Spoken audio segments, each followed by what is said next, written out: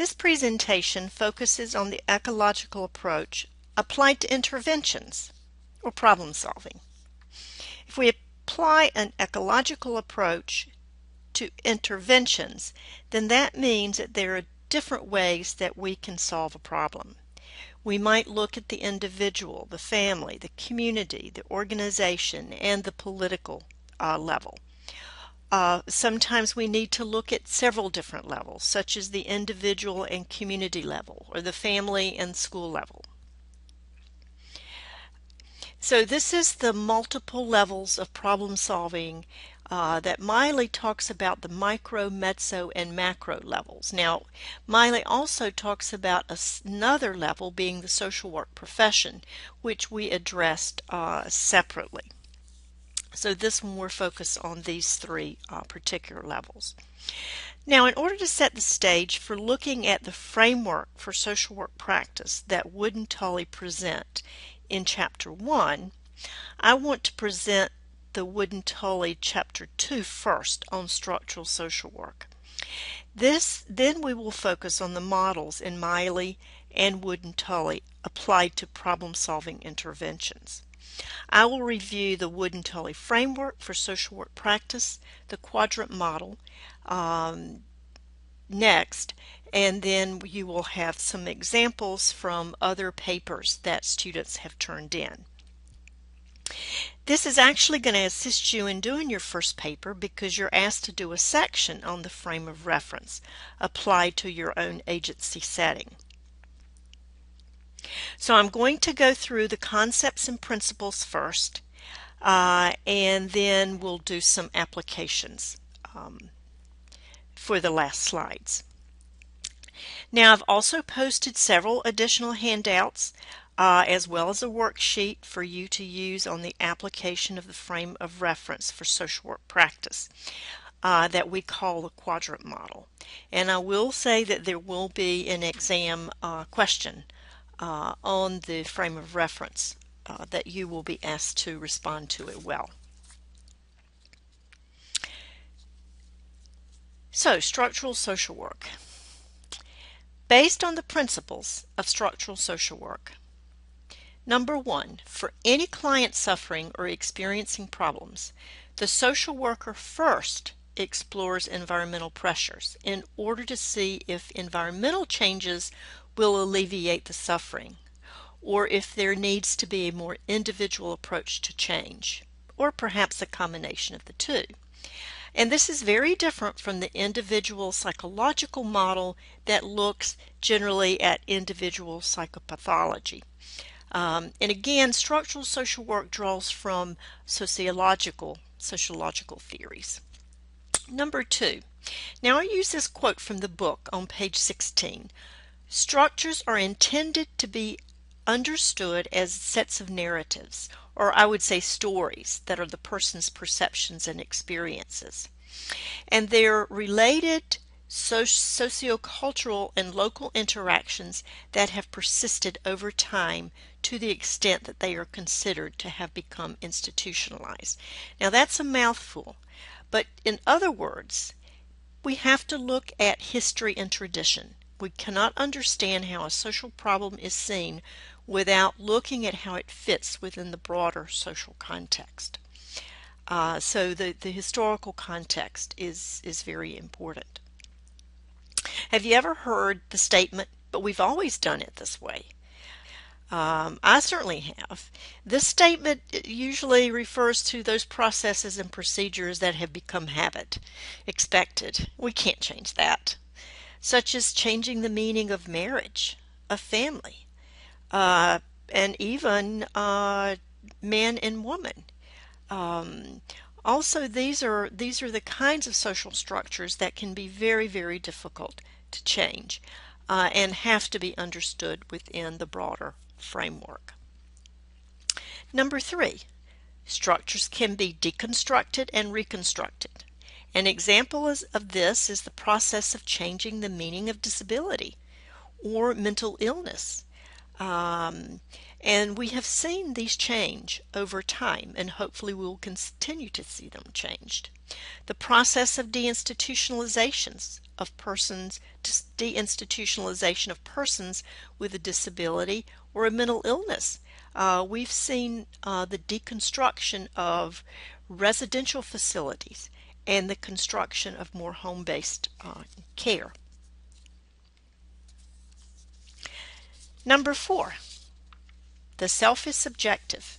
Thus, a social worker cannot step outside his or her beliefs and vested interests, and therefore the social worker's position is somewhat compromised. We as social workers are human. We cannot divest ourselves of that. We are subjective human beings. Therefore, true objectivity is not really possible, even though we certainly strive for that. Number 5, structural social work embraces conflict theory, meeting social needs through social change rather than consensus. Now, what this really means is that for real change to occur, power needs to be shifted. And when people are asked to give up power, money, decision-making authority, prestige, then conflict is almost inevitable. Smiling and shaking hands will most often not result in real change at the structural level. Number 6, it's not the differences that count, which is the focus of diversity approaches, but the agreement of values. In other words, at some point, we have to have a common agenda. We focus on the same goals and values, and not how we are different. Education for all, a neighborhood free of crime, job opportunities for all, no matter the differences. This takes us back to our human rights discussion and the universalist approach to social work. Number 7, structural social work suggests that there is a shared value of equity of human life, a basic value and ethical principle in social work.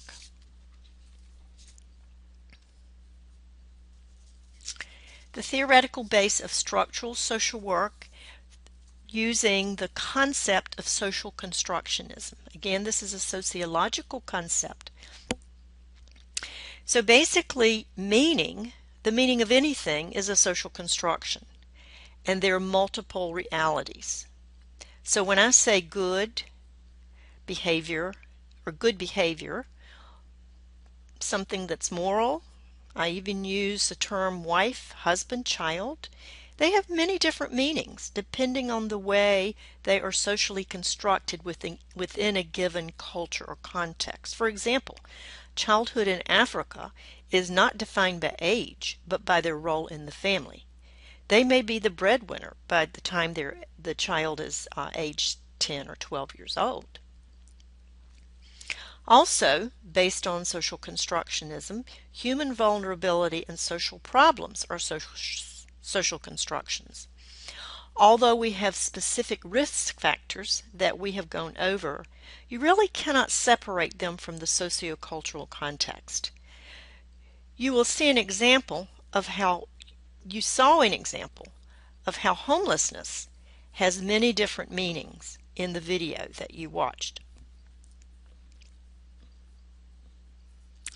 And based on one of the interviews that was done, this is a state of mind. Homelessness is a state of mind. Many different meanings throughout that particular video. So there are multiple realities based on who and how they are defined and measured. How society defines LGBT, disabled, marriage, family, security, good job, etc. are all culturally defined. They're all social constructions.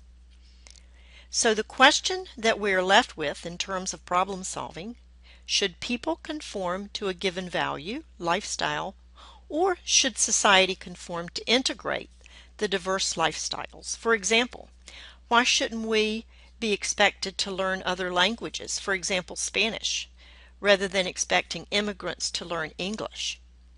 Why in social work do we not offer a Spanish and an English language track as they do in many countries, such as Romania, where I take students in the summer. They have Hungarian, Romanian, and sometimes English tracks within the same school. So if nothing else, hopefully this presentation and the readings help you begin to think somewhat outside of the box. The structural approach provides the framework for social workers to bring about social change through advocacy, family and group work, community organizing, and organizational development and change. Now, this is really more through that mezzo and macro level of intervention. We have to focus on shifting power. Change comes by shifting power and the social construction of a label that categorizes people, such as homeless, addict, delinquent, you name it. The label poor wasn't created by poor people, or disabled wasn't created by disabled people. It is created by the majority most often, and yes, then it is sometimes internalized in the psyche of vulnerable groups. So categories and labels are ways to perpetuate the status quo. They may be helpful at times, such as advocacy and awareness raising, but most often the categories do not really tell us a whole lot about those people that are in those categories. Again, we go back to the many different faces and voices of the homeless, and you could see so many different people through those voices, many different histories, many different reasons that they were in those particular situations. So, if we're looking at the structural approach, if you remember this slide in our presentation on human rights, a structural approach is reflected in this, in that you have to work at both ends. You've got to work with the rights holders, the women, the children, the disabled, the addicts, the homeless, to claim their rights, and we also have to work on the other side in terms of those duty bearers. We cannot just teach rights holders that they have rights. We have to really get in there and help people feel empowered. So again, this is a structural approach. Also, this slide that we went over before, this is reflected in this reflects a structural approach because you're working both at the micro level and at the macro level as well. So applied to social work,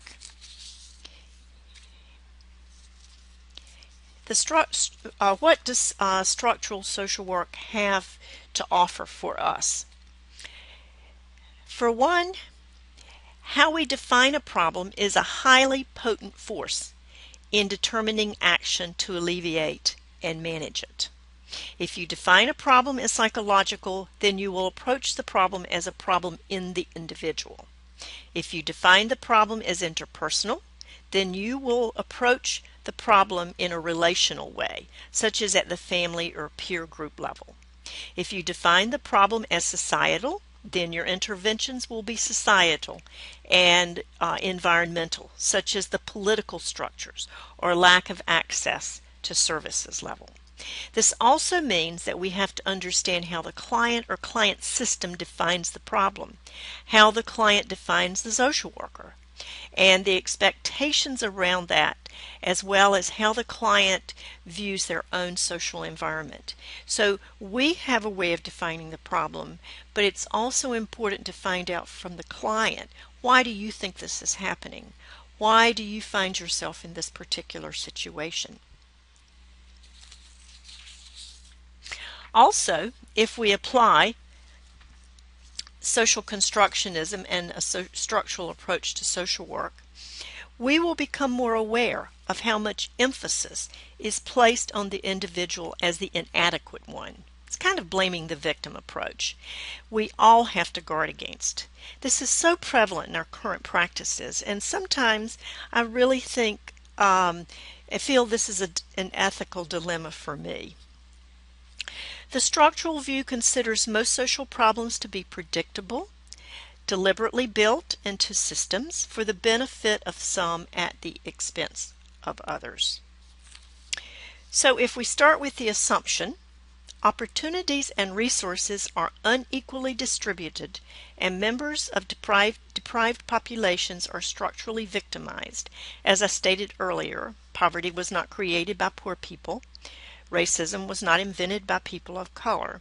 Then our approach to service would change. It is vital that we apply the following principle: critical thinking and open-mindedness. Problems can be constructed in many different ways and provides social workers with many different choices of interventions.